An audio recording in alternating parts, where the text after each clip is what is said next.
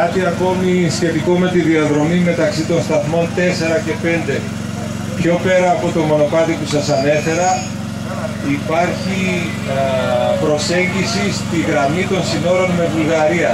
Θα βρεθείτε ξαφνικά σε ένα μέρος το οποίο δεξιά-αριστερά έχει βλάστηση και στη μέση έναν μεγάλο πλατή διάδρομο περίπου από 40 μέχρι 80 μέτρα μόνο με χορτάρι.